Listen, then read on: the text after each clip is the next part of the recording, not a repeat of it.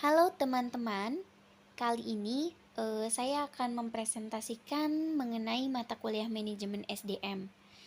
Sebelumnya perkenalkan, nama saya Rahmawati Dewi Agustina dari Prodi Manajemen Universitas Pancasakti. Manajemen sumber daya manusia penting bagi seluruh organisasi. Kenapa? Karena berfungsi dalam menarik, mengembangkan, dan mempertahankan para karyawan yang memiliki kualifikasi yang tepat untuk menjalankan aktivitas yang dibutuhkan dalam mencapai tujuan perusahaan. Manajer SDM bertanggung jawab terhadap pengembangan program-program dan aktivitas-aktivitas spesifik, juga dalam menciptakan lingkungan kerja yang menghasilkan kepuasan serta efisiensi dari karyawan. Tanggung jawab manajemen SDM, perencanaan untuk kebutuhan penempatan staf, rekrutmen dan seleksi karyawan, pelatihan bagi karyawan dan evaluasi kinerja, kompensasi dan tunjangan bagi karyawan, serta pemutusan hubungan kerja dengan karyawan. Perencanaan SDM. Yang pertama, para manajer SDM mengembangkan perencanaan penempatan staf berdasarkan strategi kompetitif organisasi.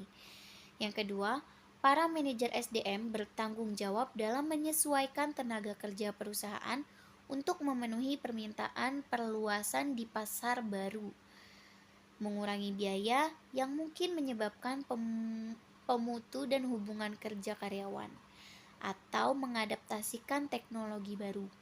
3. Para manajer SDM juga harus merencanakan bagaimana cara untuk menarik serta mempertahankan para karyawan yang baik dengan kombinasi dari gaji, tunjangan, dan kondisi kerja. Rekrutmen dan seleksi. Yang pertama ada identifikasi persyaratan kerja, yang kedua memilih sumber kandidat. Internet, sekolah-sekolah, referensi dari karyawan, promosi dari dalam kampus-kampus atau iklan. Yang ketiga, memeriksa surat lamaran dan daftar riwayat hidup. Yang keempat, melakukan wawancara terhadap para kandidat. Yang kelima, mengadakan tes dan pengecekan referensi. Yang keenam, menyelenggarakan wawancara lanjutan. Yang ketujuh, menyeleksi seorang kandidat dan menegosiasikan penawaran. Ada kompensasi dan tunjangan, harapan tentang kerja, akomodasi bagi penyandang cacat. Program pelatihan, ada pelatihan di tempat kerja atau on the job training, pengembangan manajemen, program pelatihan di ruang kelas dan pelatihan berbasis komputer. Penilaian kerjanya melalui evaluasi tentang kinerja dari para karyawan atau pekerja dengan membandingkan antara hasil nyata dengan keluaran atau output yang diharapkan. Kompensasinya berupa upah yang didasarkan pada nilai pembayaran per jam atau sejumlah keluaran atau output yang diproduksi. Gaji yang dihitung dengan dasar perhitungan periodik seperti mingguan atau bulanan. Upah hidup, sesuatu yang memungkinkan karyawan menghidupi anggota keluarga yang terdiri atas 4 orang tanpa harus mendapatkan bantuan dari masyarakat seperti kupon makanan. 4 bentuk dari kompensasi insentif. Yang pertama, pembagian keuntungan atau profit sharing. Bonus berdasarkan keuntungan perusahaan. Pembagian pendapatan atau gain sharing. Bonus berdasarkan keberhasilan melampaui tujuan-tujuan kinerja yang telah ditetapkan. Bonus utuh atau lump sum. Pembayaran kas sekali waktu atau hak untuk membeli saham perusahaan berdasarkan kinerja. Pembayaran atas pengetahuan yang dimiliki atau pay for knowledge. Peningkatan gaji berdasarkan pembelajaran terhadap tugas-tugas pekerjaan baru. Tunjangan karyawan, penghargaan yang berbentuk dana pensiun, asuransi kesehatan, liburan, dan penggantian biaya sekolah yang diberikan kepada karyawan, baik ditanggung sepenuhnya atau sebagian oleh perusahaan. Pemutusan hubungan kerja dengan karyawan, pengurangan karyawan besar-besaran atau downsizing, Proses pengurangan jumlah karyawan dalam sebuah perusahaan dengan mengurangi jumlah pekerjaan. Outsourcing sejumlah fungsi yang dijalankan sebelum oleh karyawan perusahaan akan dikontrakkan ke perusahaan lain yang karyawannya akan menjalankan praktik yang disebut dengan subkontrak atau outsourcing. Pengguna tenaga karyawan sementara adalah karyawan yang bekerja paruh waktu sementara atau sampai periode waktu yang ditentukan oleh kontrak. Memotivasi karyawan. Proses memotivasi yang pertama, perilaku yang diarahkan oleh tujuan. 2. Menghasilkan pemuasan kebutuhan.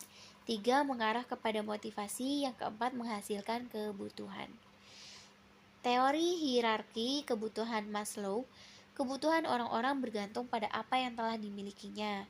Sebuah kebutuhan yang terpuaskan bukanlah sesuatu yang memotivasi, tetapi hanya kebutuhan tak terpuaskan yang dapat mempengaruhi perilaku. Kebutuhan dari orang-orang ditata dalam sebuah hierarki kepentingan. Seketika mereka memuaskan satu kebutuhan, setidaknya sebagian yang lainnya muncul dan menuntut untuk dipuaskan. 5 jenis kebutuhan menurut teori hierarki kebutuhan Maslow. Yang pertama ada kebutuhan fisiologis atau physiological needs. Kebutuhan-kebutuhan dasar ini termasuk makanan, rumah, dan pakaian. Kebutuhan akan keamanan atau safety needs mengacu pada hasrat kepada perlindungan fisik dan ekonomi. Kebutuhan sosial atau social needs, orang-orang ini ingin diterima oleh keluarga dan individu-individu lain dan kelompok. Kebutuhan akan penghargaan atau esteem needs, orang-orang yang senang menerima perhatian, pengakuan, dan apresiasi dari orang lain. Kemudian kebutuhan aktualisasi diri atau self-actualization. Kebutuhan-kebutuhan ini mendorong orang untuk mencari pemenuhan kebutuhan, menyadari mengenai potensi diri mereka dan secara penuh menggunakan bakat dan kapabilitas mereka. Desain pekerjaan dan motivasi, perluasan kerja, ada job enlargement yang memperluas tanggung jawab karyawan dengan menambah jumlah dan variasi dari tugas-tugas yang diberikan kepada karyawan. Pengayaan kerja atau job enrichment, perubahan dalam tugas-tugas pekerjaan untuk meningkatkan otoritas karyawan dalam merencanakan pekerjaan mereka, memutuskan bagaimana hal tersebut dilaksanakan, dan mempelajari keterampilan baru. Sikap dan motivasi manajer. Teori X berasumsi bahwa para karyawan tidak suka bekerja dan mencoba untuk menghindarinya sebisa mungkin. Teori Y berasumsi bahwa karyawan senang bekerja dan belajar di bawah kondisi yang layak untuk menerima dan mencari tanggung jawab untuk memenuhi kebutuhan sosial, penghargaan, dan aktualisasi diri. Teori Z, struktur organisasi pada konsep teori Z bermaksud untuk menggabungkan praktik-praktik manajemen dari orang Amerika dan Jepang.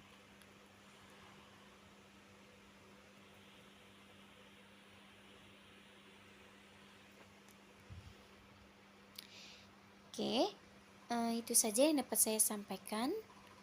Terima kasih. Wassalamualaikum warahmatullahi wabarakatuh.